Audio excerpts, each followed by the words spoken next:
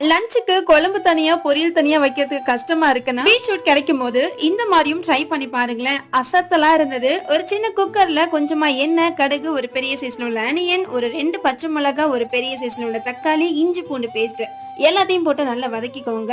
இப்போ இது கூட ஒரு 2 பெரிய சைஸ்ல உள்ள பீட்ரூட் போட்டிருக்கேன். அதையும் நல்லா வதக்கிட்டு மஞ்சத்தூள், மிளகாத்தூள், கொத்தமல்லி தூள், கொஞ்சமா தண்ணி ஆட் பண்ணி ஒரு 5 மினிட்ஸ் போல வதக்கிட்டு குக்கர் மூடி போட்டு ஒரு 2 விசில் மட்டும் கரெக்டா விடுங்க. அது விசில் வர்றதுக்குள்ள இந்த சைடு ஒரு அரை முடி தேங்காய், பட்டை, கிராம்பு, சோம்பு, ஏலக்காய் எல்லாமே போட்டு நல்ல மைய கொஞ்சமா தண்ணி ஊத்தி இப்படி அரைச்சு வச்சுக்கோங்க. இந்த சைடு குக்கர் சூப்பரா வந்து விசில் விட்டுட்டு பீட்ரூட்டும் ரொம்ப அழகா வந்து வெந்திருந்தது, எதுவுமே உடையாம. இப்போ அகைன் இன்னொரு பாத்திரத்துக்கு இதை டிரான்ஸ்ஃபர் பண்ணி கூடவே நம்ம அரைச்சு வச்சிருக்க இந்த தேங்காய் பேஸ்ட் கொஞ்சமா தண்ணி ஆட் பண்ணி இப்ப எல்லாத்தையும் மிக்ஸ் கொடுத்துட்டு ஒரு 5 மினிட்ஸ் போல மீடியமான ஹீட்ல கொதி வர விட்டு உப்பு காரம்லாம் சரியா இருக்கான்னு பார்த்துட்டு இப்ப நல்ல சுட சுட இருக்கிற சாப்பாட்டு கூட இந்த கிரேவியோட இந்த பீட்ரூட் கடிச்சு சாப்பிட்டு பாருங்களேன். அட்டகாசமா இருக்கும். எந்த பொரியலும் தேவையில்ல. ட்ரை பண்ணுங்க.